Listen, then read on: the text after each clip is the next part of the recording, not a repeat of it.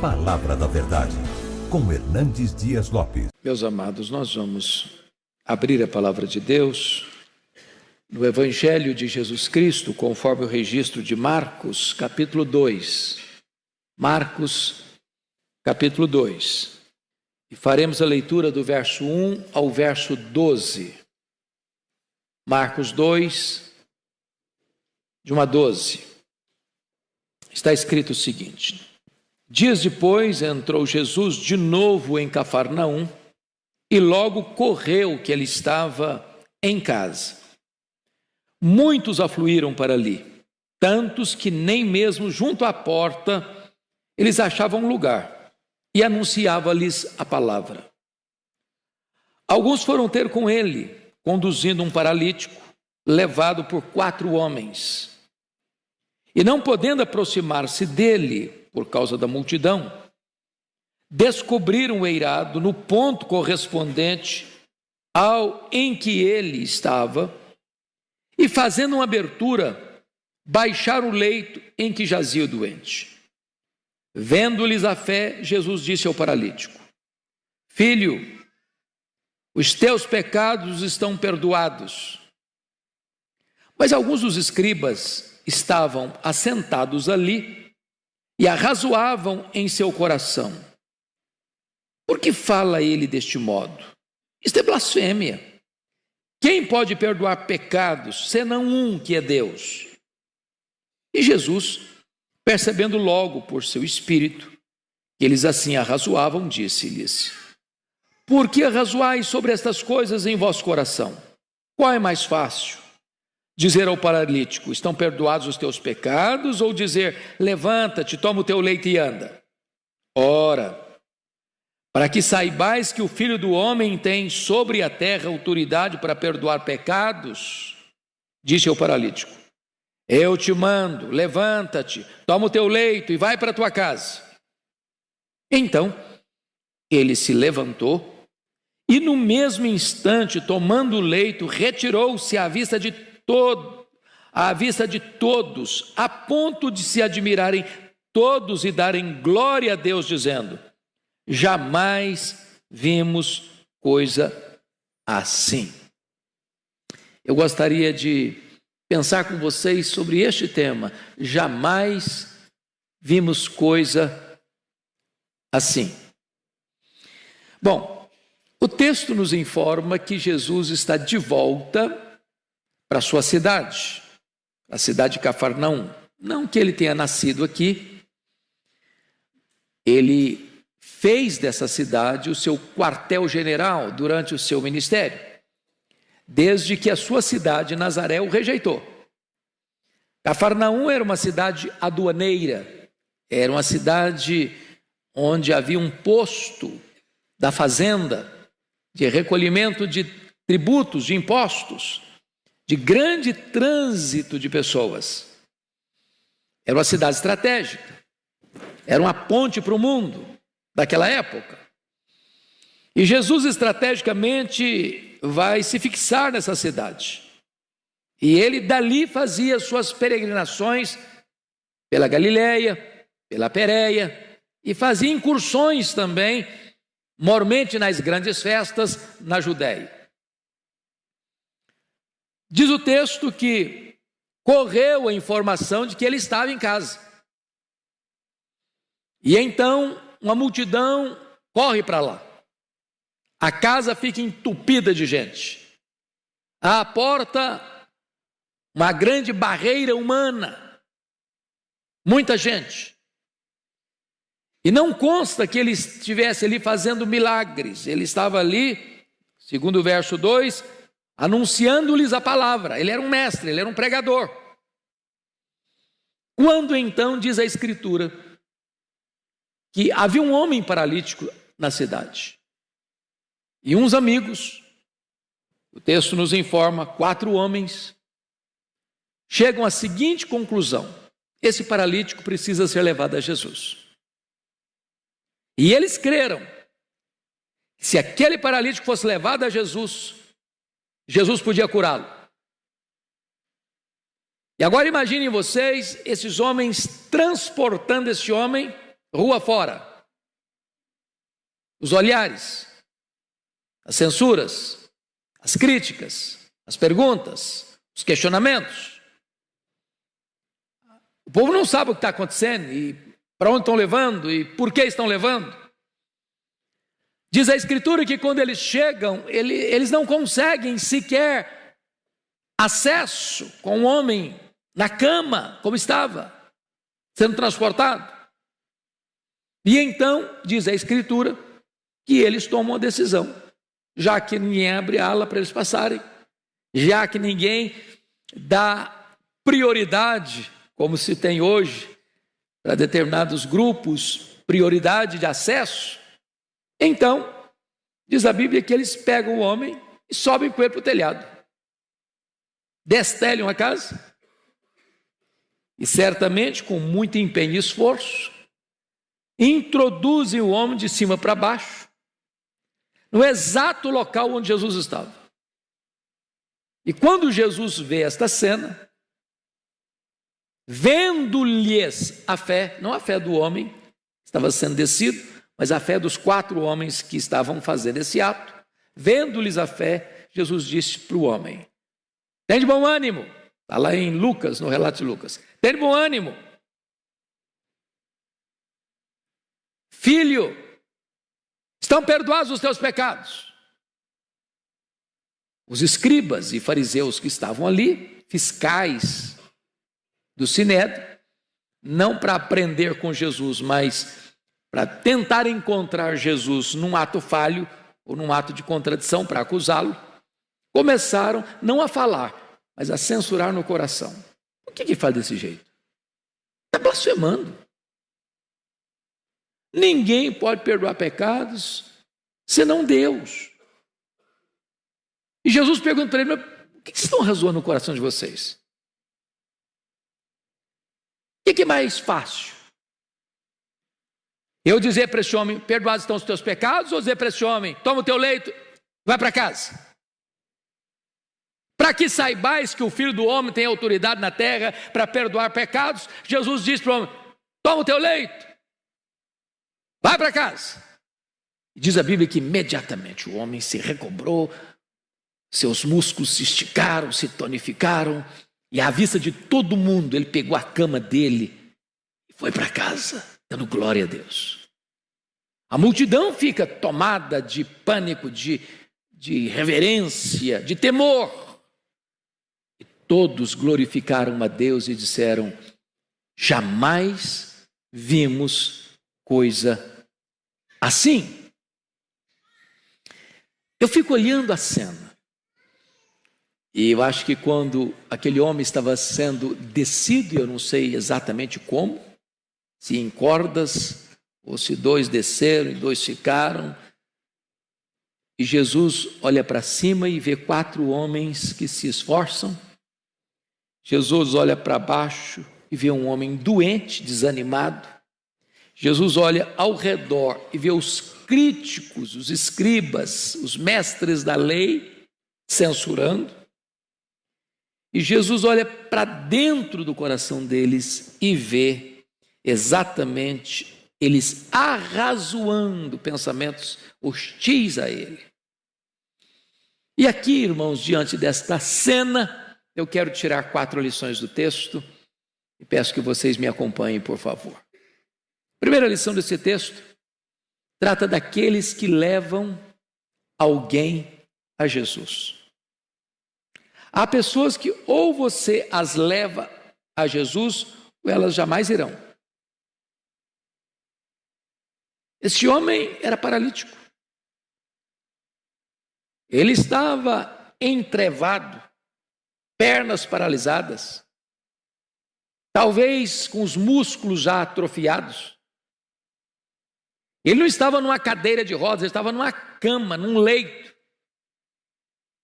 Talvez a coluna torta, talvez com feridas no corpo, de tanto ficar deitado. E estes 4 amigos, esses 4 homens tiveram algumas atitudes. Primeiro, eles tiveram uma visão. Que visão? Se nós colocarmos esse homem na presença de Jesus, ele vai ser curado. Tudo começa com uma visão. É o empreendimento seu, os seus negócios, é a sua empresa, é o seu casamento, é a educação dos seus filhos, é a sua vida espiritual. Você precisa ter uma visão do que você quer, do que você espera, do que você aguarda. Eles tiveram essa visão. Se nós levarmos esse homem e colocarmos esse homem aos pés de Jesus, um milagre vai acontecer na vida dele. Você precisa ter a visão de orar pela sua família, de orar pela conversão de seus parentes, de orar pelos seus amigos, para que eles sejam salvos. Você tem que ter a visão de trazer pessoas para a casa de Deus, para que elas ouçam a palavra de Deus. Visão. Mas a segunda coisa, além de visão, esses 4 amigos tiveram determinação. Imagine vocês que eles chegaram lá, o homem estava desanimado.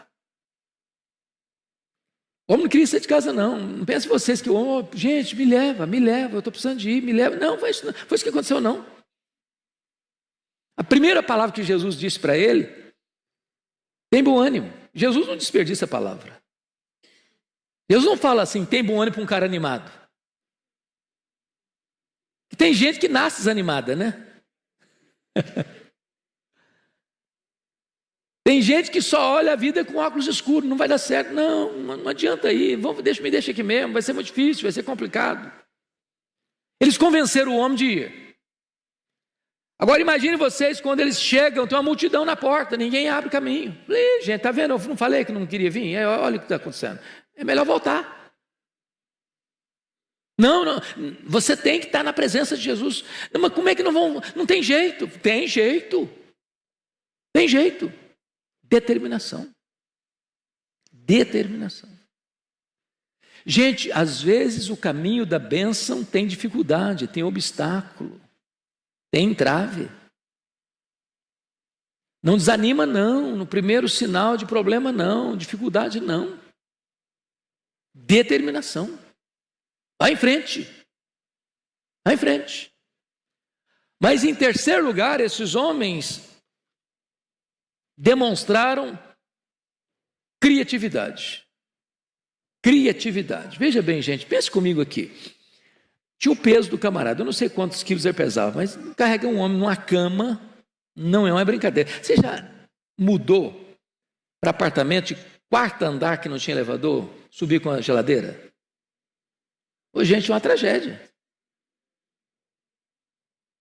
Agora, subir com um homem numa cama para o telhado, não tinha andaime não, viu? Desceu o cara, falou, vai ser outro acidente, o cara vai ficar agora tetraplégico. Pensa comigo que eles devem ter feito algumas coisas muito constrangedoras, porque o dono da casa não deve ter gostado, não. Destelharam a casa do cara. Abriram um buraco no teto. Mas esses homens estão o quê? Determinados. Determinados. E aqui tem um outro ponto, o terceiro ponto é criatividade. No manual de como levar um paralítico a Jesus, certamente não tinha essa cláusula lá. Olha, quando você chegar, a porta estiver cheia de gente, você sobe para o telhado. Não tinha. Há coisas na vida que você não vai encontrar uma fórmula, uma receita de bolo, como fazer. Tem que ter criatividade. Sabe o que significa isso, irmãos? Nós não mudamos a mensagem é imutável.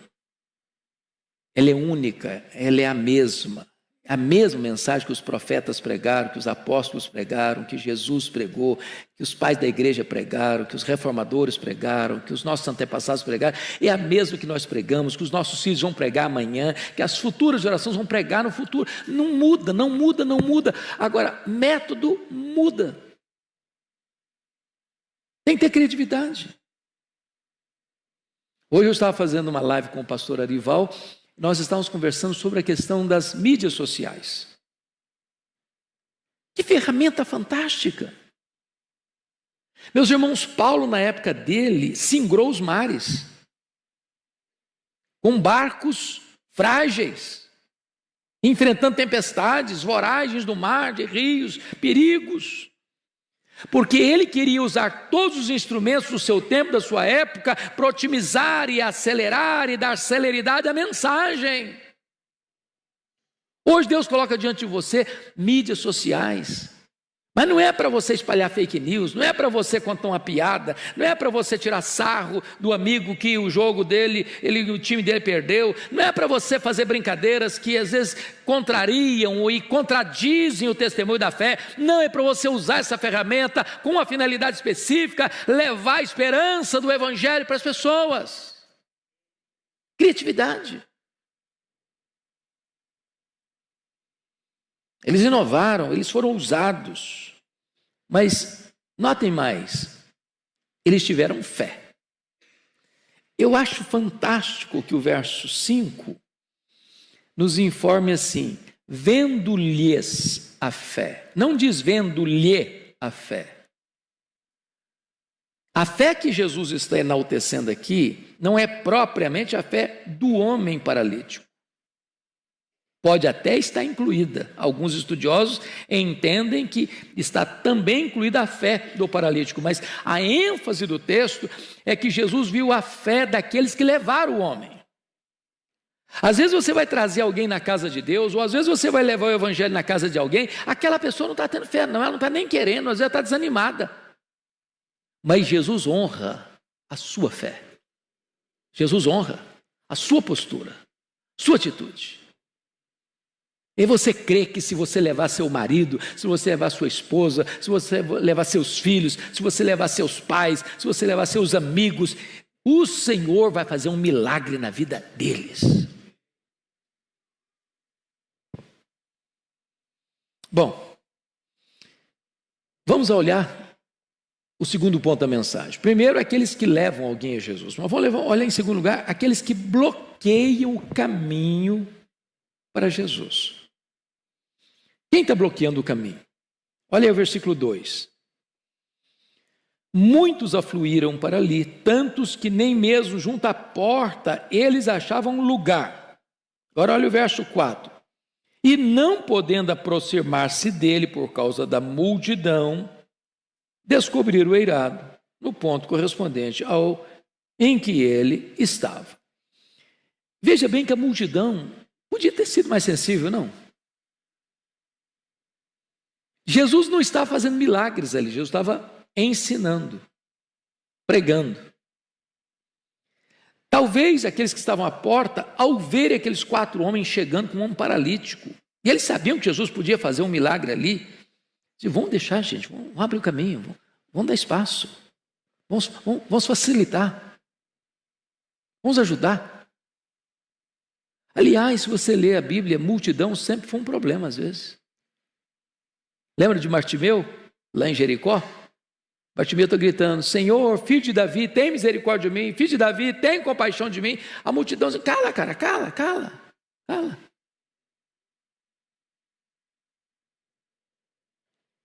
O ditado popular que a voz do povo e a voz de Deus não tem amparo na Bíblia, não.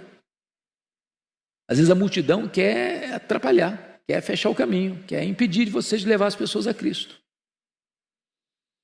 Mas, em segundo lugar, os escribas e doutores da lei. Olha o verso 6 comigo aí.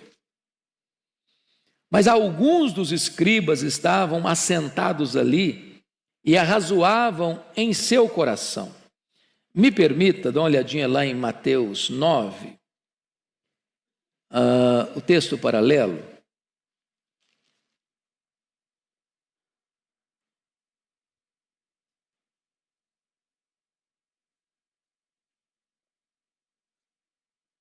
Em Mateus 9, a expressão é a mesma, mas alguns escribas.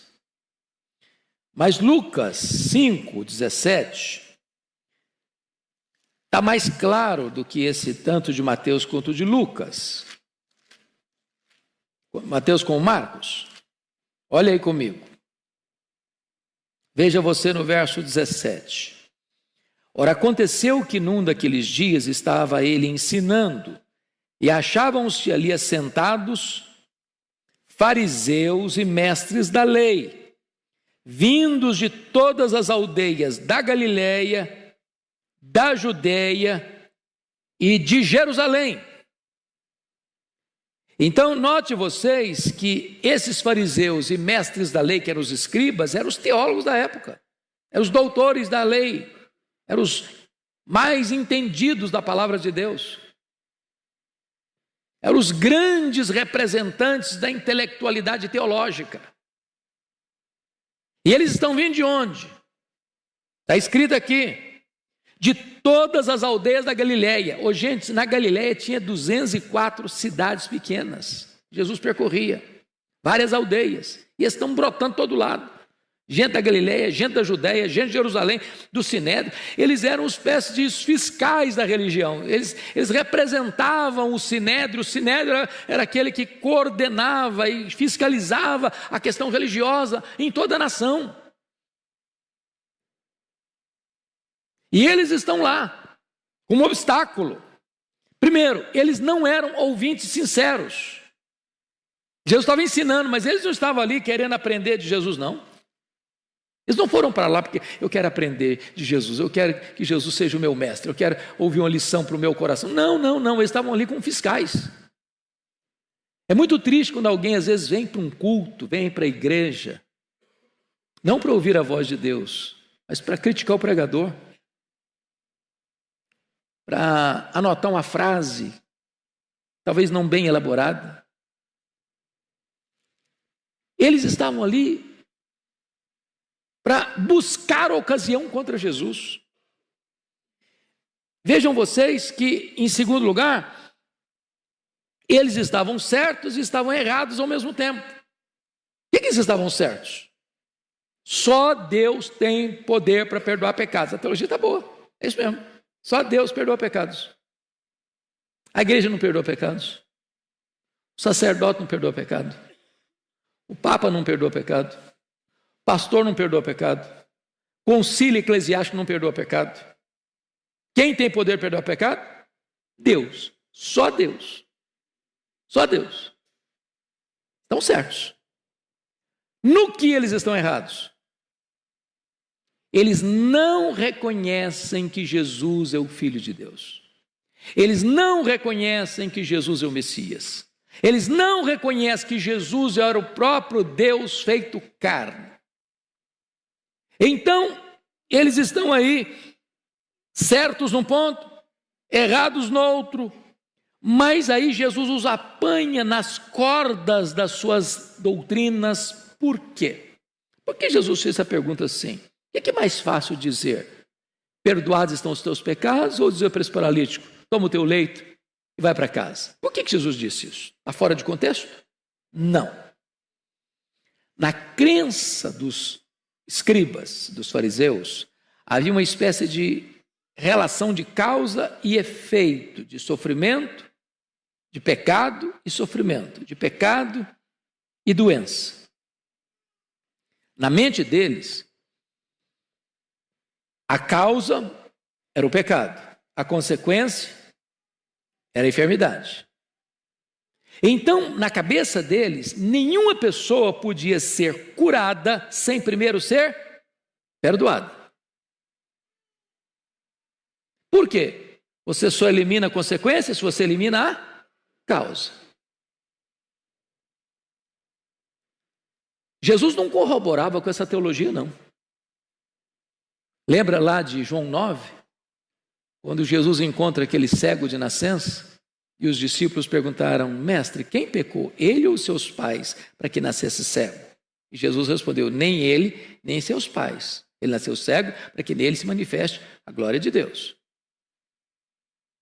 Mas então Jesus os apanha nas próprias cordas da teologia deles, mostrando que ele é Deus. Primeiro, filhos, estão perdoados os teus pecados. Segundo, toma o teu leito e volta para casa. Jesus provou de duas outras maneiras que ele era Deus. Primeiro, Jesus leu o coração deles, porque eles não estão dizendo, verbalizando, está blasfemando, está blasfemando, está blasfemando. Não, eles não falaram nada não. Eles o quê? Cogitaram o coração. E Jesus lê coração. Jesus lê pensamento. Mas Jesus não só perdoa pecados, Jesus não só cura, as duas coisas são obras de Deus, tanto curar quanto perdoar pecados. Mas Jesus lê coração, lê pensamento, isso também é de Deus, só Deus é onisciente. Mas Jesus prova que é Deus, quando ele mesmo afirmou, confira aí, capítulo 2 de Marcos, quando Jesus diz assim, versículo 10, ora, para que saibais que o Filho do Homem é um termo messiânico, usado apenas para Jesus, o Messias. Então Jesus deixa esses críticos numa situação de total embaraço, porque na cabeça deles o homem só podia ser curado se fosse primeiro perdoado. Como só Deus perdoa pecados e o homem foi curado, então eles têm que reconhecer que de fato Jesus é Deus. Bom, vamos então agora ao terceiro ponto. Primeiro, aqueles que levam as pessoas a Jesus. Segundo, aqueles que impedem as pessoas de chegar até Jesus. E terceiro, aqueles que são levados a Jesus. E destaco aqui 3 coisas. Primeiro, o paralítico foi cativo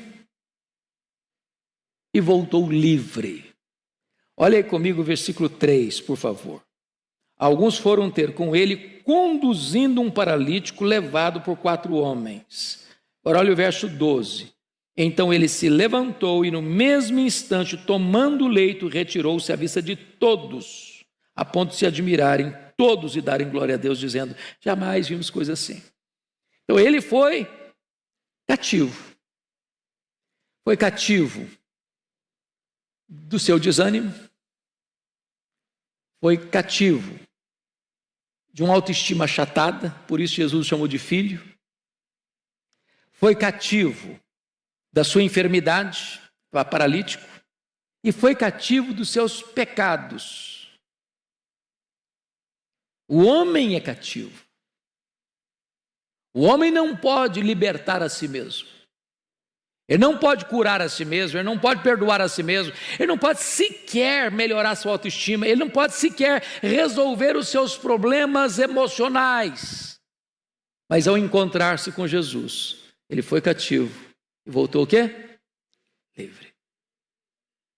Segundo, o paralítico foi carregado e voltou carregando. 4 homens rua fora carregando o leito dele. E ele em cima. Quando chega o verso 12, ele não volta mais carregado. Ele volta carregando o leito. E quando você tem um encontro com Jesus, o seu fardo é tirado, sua doença é curada, seu pecado é perdoado, sua vida é restaurada.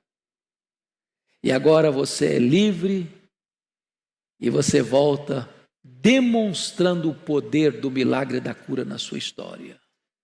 Você não precisa ser mais carregado, agora é você quem carrega. Terceiro, ele foi buscar uma bênção e voltou com 2 bênçãos.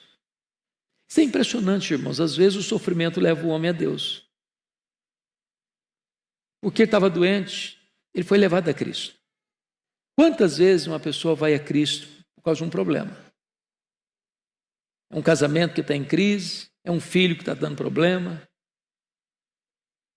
é uma enfermidade grave, é um problema financeiro, uma situação de tempestade na vida, e a pessoa recorre a Deus naquela angústia, naquela dor, buscando uma saída para o seu problema imediato, e quando chega, encontra mais do que uma saída do problema imediato. Encontra perdão, encontra salvação, encontra a vida eterna, encontra a alegria da salvação em Cristo Jesus. Hoje cedo eu estava em Vitória, embarcando aqui para São Paulo. Eu estava entrando no avião. Veio um homem, deu um abraço apertado, disse, meu sonho era encontrar o senhor. Eu preciso dar um testemunho. Minha vida estava arruinada, eu estava completamente quebrado pela vida, com a família destroçada, quando um dia eu escutei uma mensagem. E essa mensagem mudou minha história, mudou minha vida, salvou meu casamento, salvou minha família, E hoje eu sou um servo de Deus e a minha família serve a Jesus. Eu precisava encontrar você para dar essa notícia. Às vezes você vai a Jesus ligando o seu televisor ou entrando num programa evangélico de madrugada ou assistindo uma mensagem na hora de desespero. Você quer resolver aquele problema. E Jesus, além de resolver aquele problema, resolve todos os problemas da sua vida, porque salva você para toda a eternidade. Ele foi buscar cura e ele encontrou além da cura, salvação. Filho, perdoados são os seus pecados. Mas aí quem tem a última parte dessa mensagem, meus irmãos? Primeiro, os que levam as pessoas a Cristo. Segundo, as pessoas que atrapalham as pessoas de chegar a Cristo. Terceiro, os que são levados a Cristo. Em quarto lugar, a intervenção de Jesus àqueles que são levados a Ele. O que Jesus fez com esse homem? Chama a sua atenção para o fato de que Jesus fez 4 milagres na vida desse homem, 4 curas diferentes na vida desse homem. Em primeiro lugar, Jesus curou o paralítico emocionalmente. Está lá em Mateus 9:2, que é o texto paralelo. Só aparece em Mateus essa expressão. E eis que lhe trouxeram um paralítico deitado num leito. Vendo-lhes a fé, Jesus disse ao paralítico: tem bom ânimo. Essa expressão tem bom ânimo só Mateus registra. Aqui eu examino a cura emocional. Tem gente desanimada. Parece que já nasce desanimado. Outros problemas fizeram dessa pessoa uma pessoa desanimada. Ela já não acredita mais. Ela já jogou a toalha. Já entregou os pontos. O camarada está sendo transportado rua fora, subir com ele para o telhado, abrir o telhado, descer com ele onde estava Jesus, o cara está desanimado.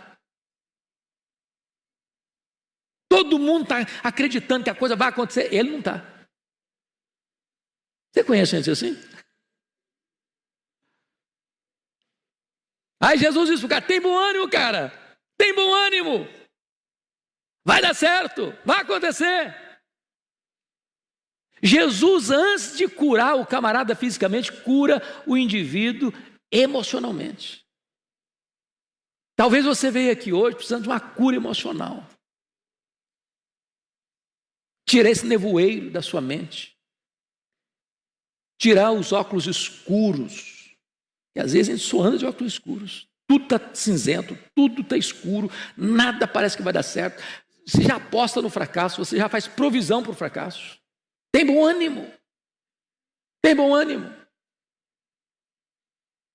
A segunda cura que Jesus faz para esse homem, Jesus o curou psicologicamente. Vamos voltar para Marcos 2. Olha o que Jesus disse para ele. Versículo 5. Vendo-lhes a fé, Jesus disse ao paralítico: filho. Essa expressão é maravilhosa. Filho. Vocês se lembram lá de João, capítulo 21?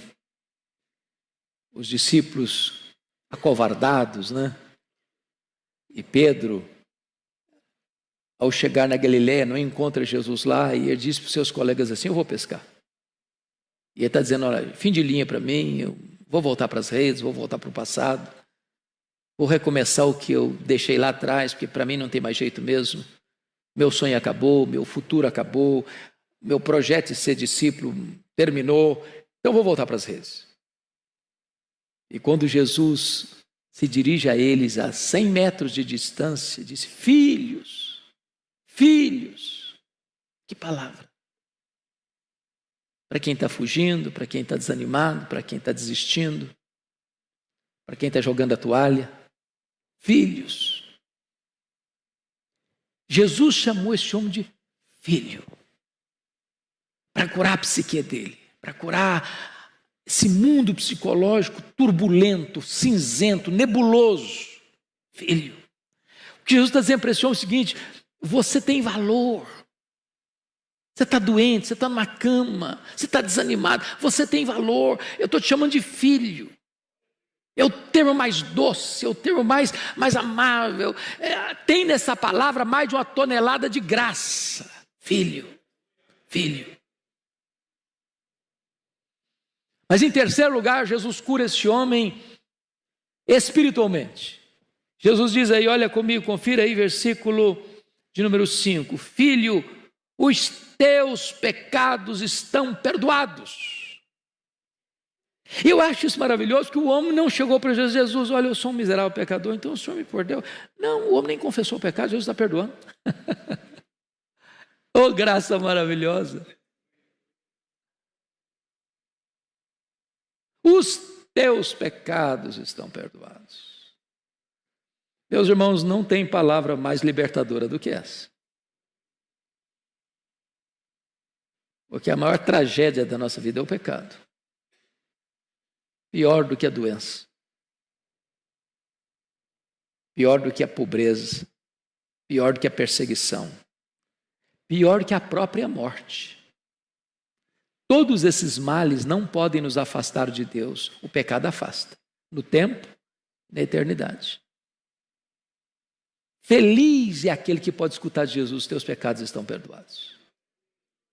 Você não precisa mais carregar essa culpa, esse peso, esse chicote da consciência, esse tormento. Não tem colchão suficientemente macio para quem está atormentado pelos seus pecados. Não tem travesseiro de pena de ganso que dê jeito para sua cabeça atormentada pela culpa. Mas esta palavra é doce, é libertadora, é restauradora, traz paz. Filho, teus pecados estão perdoados. Está resolvido.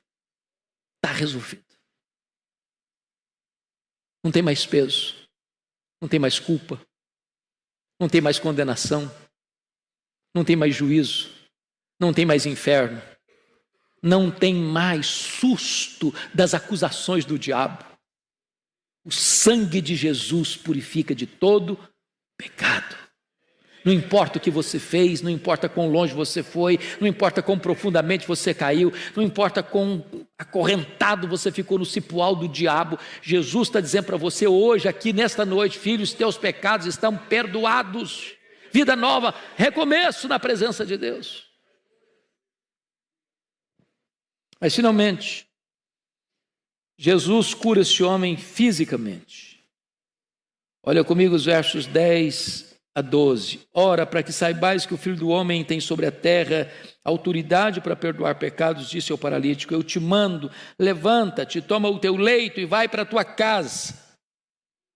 O resultado está no 12. Então ele se levantou e no mesmo instante, tomando o leito, retirou-se à vista de todos, a ponto de se admirarem todos e darem glória a Deus, dizendo, jamais vimos coisa assim. Eu acho tão incrível as curas de Jesus. Porque imagine você um homem paralítico, no seu leito. Qualquer pessoa que fica muito tempo numa cama, paralítico, os músculos atrofiam. Mesmo que ele seja curado, é preciso fazer muitas sessões de fisioterapia para tonificar os músculos. Para ele poder reaprender a andar. Mas quando Jesus cura, ele não cura crediário, ele não cura prestação, ele não cura em doses homeopáticas, ele cura para valer. Ele resolve de fato. Ele não faz a obra pela metade. Ele não faz escondido. Ele sai curado diante de todos. É verificável. É atestado. E hoje ele pode também trazer cura para nós. Ele é o mesmo ontem, hoje, para sempre o mesmo. Ele é o Jeová Rafá. Ele tem todo o poder. Eu quero concluir, meus amados, destacando o que está escrito aí no verso 12. Houve grande admiração entre as pessoas, a ponto de se admirarem todos, não alguns, todos. Quando Jesus manifesta o seu poder, admiração. Você olha e diz, será que é a mesma pessoa? Domingo agora, uma ovelha querida lá em Vitória me procurou e disse, pastor, eu preciso contar uma bênção. Uma pessoa muito feliz, alegre, corajosa, que testemunha da sua fé.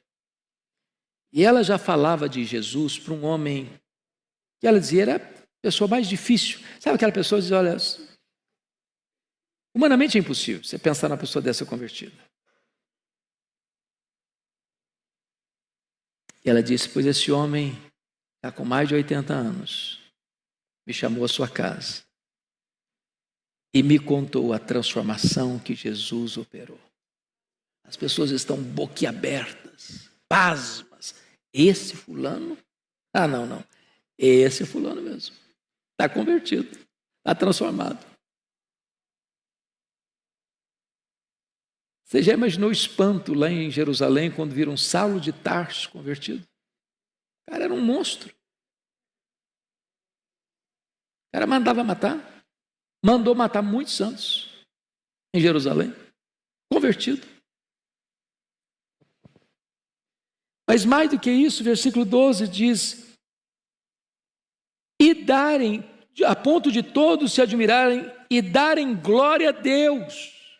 Glória a Deus, não é obra humana, não é sugestionamento psicológico, não é jogo emocional, não é frase de efeito. Não tem outra explicação a não ser uma obra miraculosa de Deus. Então é Deus que tem que ser exaltado. E aqui, então vem outra coisa maravilhosa, que está escrito aqui no verso 11, eu te mando, levanta-te, toma o teu leito e vai para onde? Para a tua casa. É restituição à família. Até hoje você foi uma preocupação para a sua família, até hoje você foi motivo de angústia para a sua família, até hoje você não pôde ajudar a sua família, você não pôde prover para a sua família, agora volta para a sua casa, volta para a sua família, para você ser motivo de alegria, para você ser patrocinador, para você ser provedor, para você ser uma bênção. Talvez você veja que hoje alguém na sua casa traz choro e dor na sua família, pois Jesus pode fazer um milagre e essa pessoa pode voltar para casa, para a família, para ser motivo de bênção e de alegria. E a conclusão não podia ser outra. Todos dizendo, jamais vimos coisa assim. O outro evangelista diz, hoje vimos milagres. Esse mesmo Jesus está aqui hoje.